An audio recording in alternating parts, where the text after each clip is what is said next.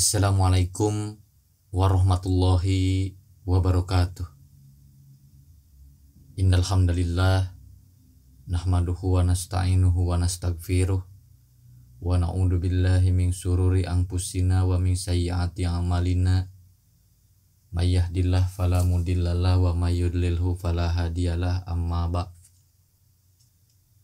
Hasutan setan saat manusia sakaratul maut. Ma'asyiral muslimin rahimakumullah.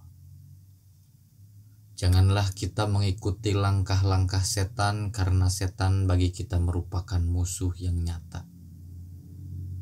Setan akan memerintahkan kita untuk berbuat keburukan, berbuat kefasikan, dan untuk menyuruh supaya kita menyekutukan Allah Subhanahu wa ta'ala. Setan pernah berjanji di hadapan Allah Subhanahu wa ta'ala akan mengganggu dan menggoda anak Adam kemanapun mereka pergi dan dimanapun mereka berada. Allah Subhanahu wa ta'ala berfirman, setan mengatakan, "Ya Rob, sungguh aku akan menyesatkan mereka Bani Adam dari jalanmu yang lurus. Kemudian aku akan datang kepada mereka dari depan mereka, dari belakang mereka, dari samping kiri kanan mereka, dan engkau tidak akan mendapati kebanyakan mereka bersyukur akan nikmatmu." Maka setan akan berusaha dengan berbagai cara untuk menggoda Bani Adam. Mulai dari akidahnya dirusak, ibadahnya dirusak, keluarganya dirusak. Artinya, setan bisa masuk dari mana saja. Dia akan masuk ke dalam rumah kaum muslimin. Dia akan masuk saat kita senang dan dibuatnya kupur atas nikmat Allah. Dia akan masuk saat kita makan. Dia akan masuk saat kita marah. Dia akan masuk ketika kita melakukan kebaikan. Sampai-sampai manusia mempunyai sifat ujub, ria, dan takabur. Itu semua karena setan. Setan akan datang kepada orang yang bersedekah, sehingga setan mengatakan, "Janganlah kau bersedekah, kau akan fakir," dan menyuruh untuk berbuat fasik. Termasuk setan akan hadir di orang yang sedang sakaratul maut. Ma'asyiral muslimin rahimakumullah. Saat-saat sakaratul maut adalah saat-saat di mana seorang hamba menentukan apakah dia meninggal dalam su'ul khotimah atau husnul khotimah. Dari sini kenapa Allah Subhanahu wa ta'ala mengajarkan kepada kita doa yang sering kita baca. Rabbana la tuzigh qulubana ba'da id hadaitana wa hab lana min ladunka rahmatan innaka antal wahhab. Ya Rob, jangan kau palingkan hati kami, jangan kau sesatkan hati kami setelah engkau berikan hidayah kepada kami. Karena dalam sebuah keterangan, ketika setan melihat ada seorang muslim yang sedang sakaratul maut, maka dia akan mengerahkan pasukannya, akan mengerahkan seluruh tenaganya, akan mengerahkan seluruh kemampuannya, supaya orang yang sedang sakaratul maut dan ia seorang muslim tersebut meninggal bukan di atas agama Islam. Imam Al-Qurtubi dalam kitabnya At-Tadhkirah fi Ahwalil Akhirah menyebutkan satu riwayat. Ada seorang hamba saat detik-detik wafatnya, maka setan akan tasakul dalam bayang-bayang orang yang sedang sakaratul maut itu. Seolah-olah ia adalah ibunya, ibu yang sudah meninggalkan dia terlebih dahulu. Dia datang menjelma menjadi sosok ibunya dalam bayang-bayang kematiannya. Kemudian dia mengatakan, "Wahai anakku, sesungguhnya agama Yahudi jauh lebih baik daripada agama dirimu. Maka jadilah kau Yahudi." Maka kalau seorang hamba yang sedang sakaratul maut ini mengucapkan la ilaha illallah, sebagaimana perintah Nabi SAW, "Man kana akhiru kalamihi la ilaha illallah dakhalal jannah." Barang siapa yang akhir ucapannya la ilaha illallah, maka dipastikan dia masuk surga. Makanya Rasulullah SAW menganjurkan Ejahkan kepada orang yang sedang sakaratul maut dengan kalimat la ilaha illallah. Kalau kemudian orang yang sedang sakaratul maut diajak setan agar beragama Yahudi, langsung dia mengucapkan la ilaha illallah, maka setan tidak berhasil untuk menjadikan orang yang sedang sakaratul maut ini su'ul khotimah. Kemudian juga digambarkan padanya tiba-tiba ayahnya si yang sedang sakaratul maut itu datang dan mengatakan, "Wahai anakku, jadilah kau Nasrani. Sesungguhnya agama Nasrani jauh lebih baik daripada agama yang sekarang kau anut." Kemudian orang yang sakaratul maut itu mengucapkan la ilaha illallah, maka dia terselamatkan dari mati su'ul khotimah.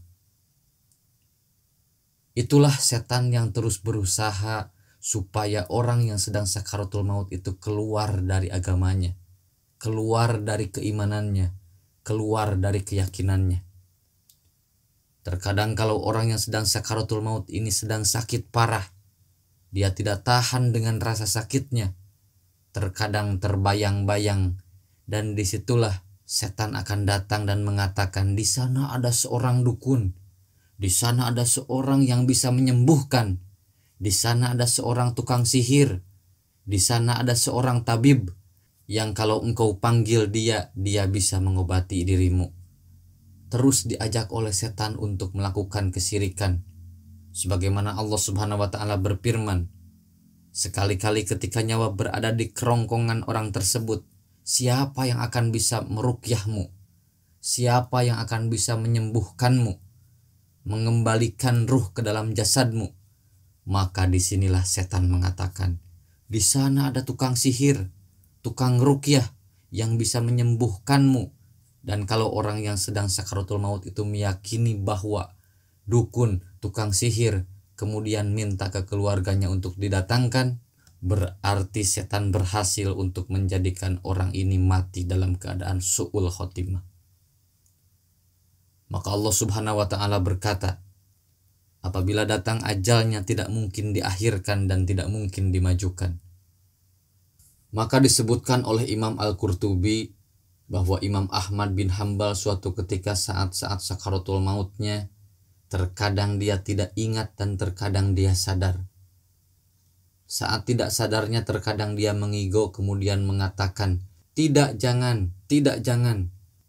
Dan kemudian saat sadarnya anaknya bertanya, wahai bapakku, sesungguhnya saat engkau mengigo aku mendengar kata-katamu, tidak jangan.